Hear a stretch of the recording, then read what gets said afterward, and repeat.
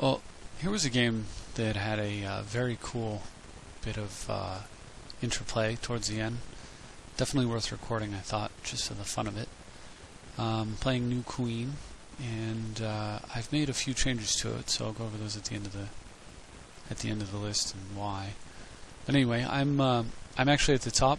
My opponent's at the bottom playing Joyra of the G2, and my hand is glitchy, so my hand's at the bottom of the screen, as you can see. So this was a hand I had to take a look at, and I decided I was going to ship it back because I didn't have any green, and this hand didn't have any plays, so I shipped that back, and then this hand looked good, so I kept. It didn't look great, but it looked good, and Joyra, barring serious ramp, can often be a slower deck, so I was hopeful. And then with that top deck there, got a lot stronger.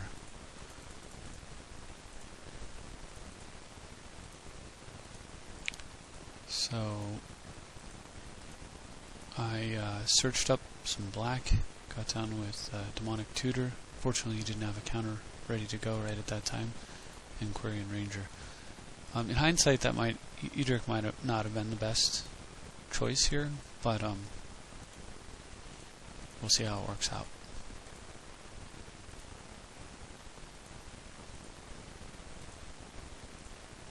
I drew Aura Shards, and I was looking at it. I could tap the Noble Hierarch, pick up a forest, untap the Hierarch, tap the Hierarch.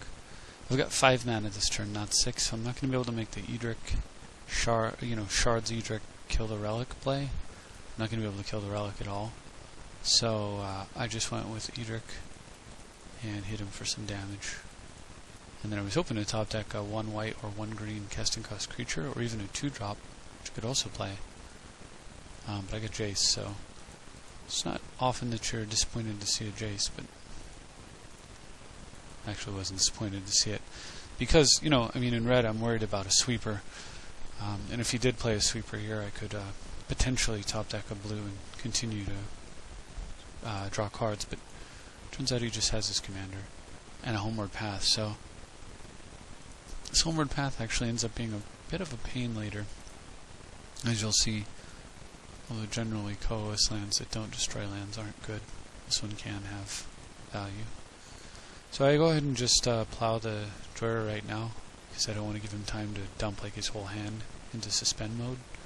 And he responds by suspending Ulamog, so something for me to be aware of. The guy's going to show up in 4 turns.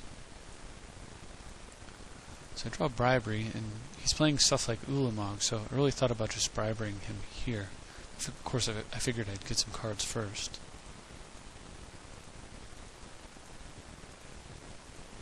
And then I realized, oh wait, I can't bribery him. The whole Homeward Path thing that I was just talking about is not going to punish me if I do that. So, unless he actually has something that destroys lands when it enters play.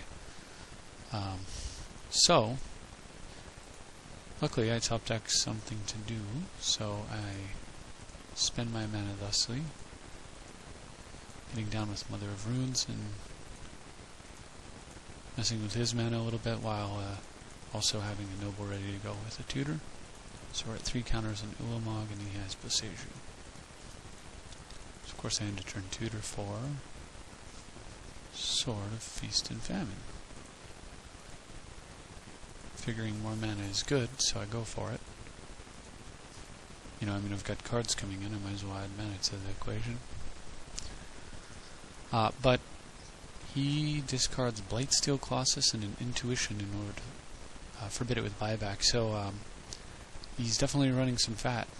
In fact, that Blightsteel Colossus can one-shot him if I can bribery it and get through Homeward Path and hit him with it. So I keep that in my mind for a long-term game plan. And because I have Noble Hierarch, I can untap Mother of Runes in response to removal. It means I can go ahead and just swing with all 3 of my creatures. Excuse me, because I have Quarian Ranger, rather. And of course I don't swing with Noble Hierarch, he doesn't have any power. It's one of the few times this card isn't as good as an elf. As just a regular mana elf, but he's better so many other times he's well worth playing. So I really thought about playing Verdant and getting the Dryad Arbor, but I figured I'd save that trick for Aura Shards. And so I thought, okay, what I'll do is I'll play Polluted Delta, go get a land, tap it, hierarch, untap the hierarch by picking up a land, tap the hierarch, vindicate Homeward Path in preparation for bribery, but totally not thinking right. I didn't need to play my land. What I needed to do was just tap hierarch, pick up Bayou, play Bayou, tap hierarch, and play my vindicate. By playing the land, which I knew I needed to dread for queen, there was no way for me to actually make the play that I wanted to make, because he doesn't make black. You know, blue, colorless, white, but no black. So I had to wait a turn. It's poorly done. Anyway, so he's still holding Forbid. Got 2 counters on Ulamog. So first things first, get some more options. Okay, so there's a new addition to the deck, Lightning Greaves. The boots mean that if I can get that whole bribery play off, even if he has Homeward Path simply tapped, if I can get boots into play and then hit him with bribery, boom, instant death with his poison creature. So there's like the plan that I'm angling for. And the nice thing about that whole plan is even if he Mogs and kills a bunch of my permanents, instant death is instant death, so it doesn't matter if I'm behind. I just need enough to cast. Now that being said, I know he's got that Forbid, and I just throw out the birds just to see if he'll foolishly counter him. He doesn't, of course. So then I try to run a Dynamo out. Now, by leading with the birds, it kind of seems like mana is important to me now. It's really not, because we know what play we want to make here. So I throw the Dynamo down. You know, I'm developing, and he decides to counter it. Great. So I pick up Noble Hierarch and get my boots down, since that's part of the master plan. And then I thought about just throwing them on the birds. Probably should have, but instead, well, I mean, I would have had I had a play, but instead I throw him on Edric just to make it a little bit easier to keep him safe. I mean, the other thought was to put it on Mother of Runes, but I need to be able to untap Mother of Runes with Korean Ranger in response to stuff. I don't need to be able to do that with Edric, so.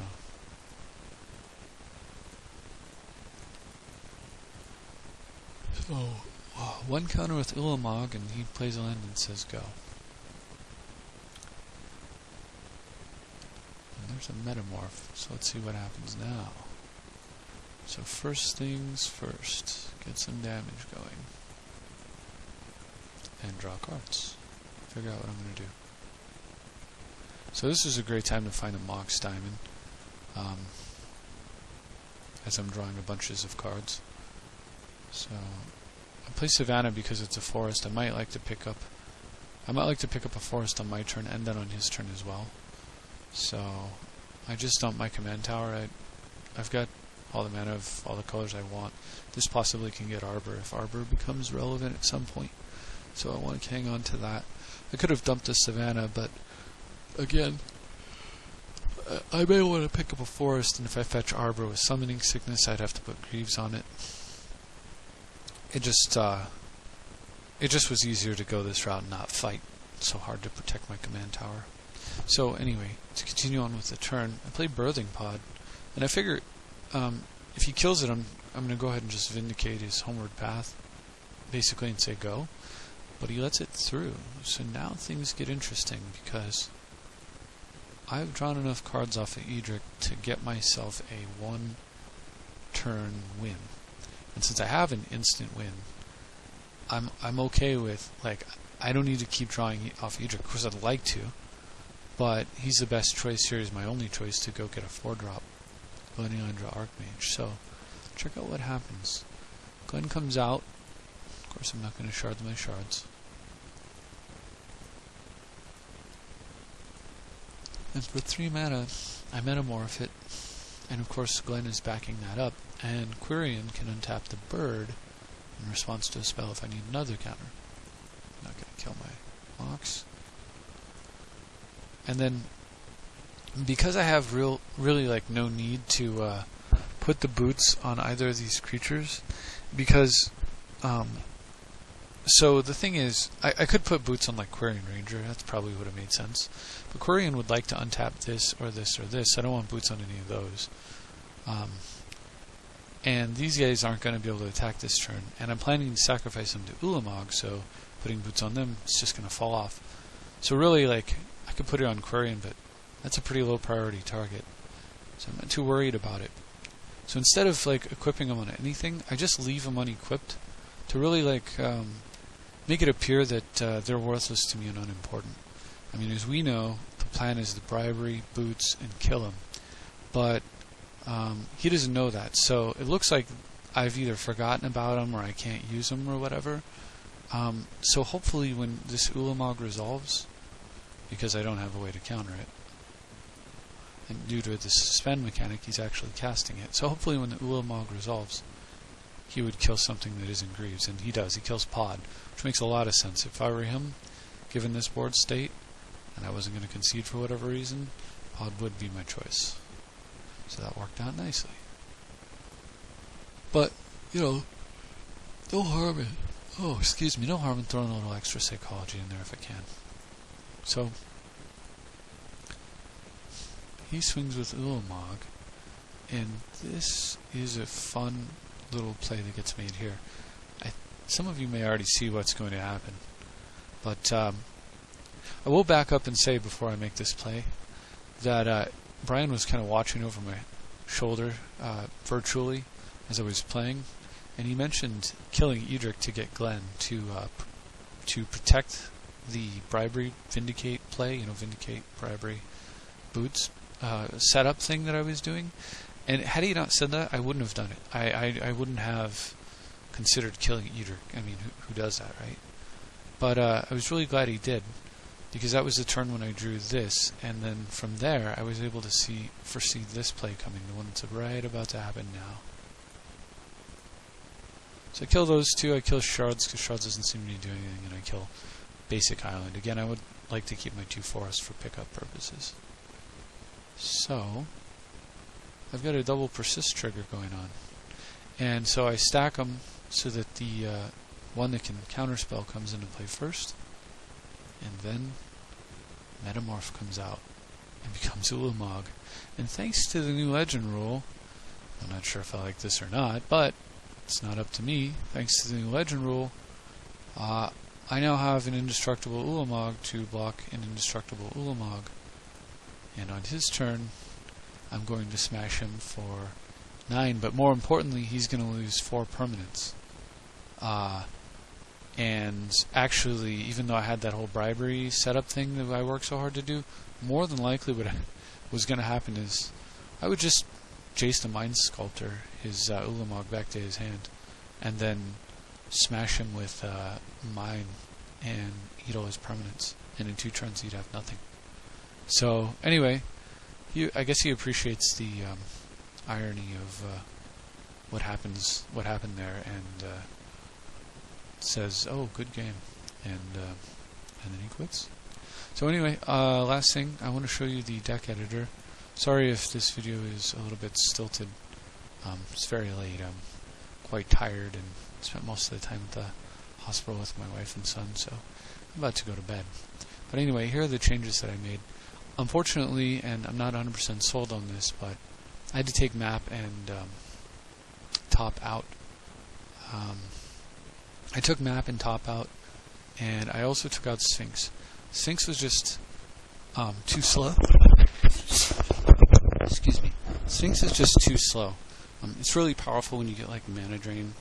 They're 3-drop and then Sphinx, and then you probably win. It's really powerful when you Birthing Pod your Hermit or your Slime into Sphinx. And it's really powerful when you get like a early Mana Vault. But when you don't, it just sits in your hand being unplayable. And against the best decks, you just can't afford to have a card that could win the game, a few turns down the road if you could only get the mana to get it in play. That kind of stuff can't happen. Not against the best decks. Terastodon is my one card like that, and I have ways to put him back. He's worth it because he turns Natural Order into like an instant win button in the early game. Sphinx doesn't come out from a natural order, it just didn't belong. So in replacement, I put the Lightning Greaves that you saw, which, in addition, I put Trigon Predator in there. And then finally, what was the other card that I added in there? Well, I'll figure it out in a minute. Priest of Titania. So the thinking here is this. Priest of Titania is, so in here. We have a few elves. This isn't an elf. So we have one elf. This isn't an elf. This is human monk. This is a bird. So we have one elf, 2, 3, 4, 5, and 6 if you count Strange Hermit. Although he isn't much for ramping. He's like, when you get there. Edric himself is 7. And that's it. But when your opponent is playing green, they're going to have elves. And they're going to be fast. Especially if they're playing like an Edric deck. So what this is some minor tech for us, but some strong tech when we're in like the pseudo mirror or mirror match, the Edric match, or against some other fast green deck. And suddenly, because Priest counts both sides of the battlefield, she becomes like playing with 2 guys' cradles instead of 1, which is super, super important in those games. So that's why she's in there. Greaves is in there because, well, it is a strong card. It turns all your mana dorks into effectively free or near free, like those birds I played that I could have Greaves had I had anything to do with the mana. But also because having added Trigon Predator in the deck, which is a very powerful card, sometimes you get like, I had a board state earlier where I had Jite on a Predator, and that's all I had, and my opponent was completely shut out of the game until he found a way to deal with either one of those, because he couldn't play creatures or artifacts or enchantments. Anyway, so Predator's very strong, but also I was finding I didn't have enough artifact and enchantment removal when I didn't get aura shards, and having Greaves in here means that on occasion you will be able to just pop a Predator out, put some boots on, and disenchant whatever it is that you're dealing with. The other thing about Greaves that's cool is when you can go turn 2 Greaves, and turn 3 you can just cast Edric with nothing on the board, put some boots on him, and start drawing cards right away. So I think those cards all keep the deck cheaper and make the deck stronger. But I'm interested in any of your comments, and I'll see you next time. Thank you for watching.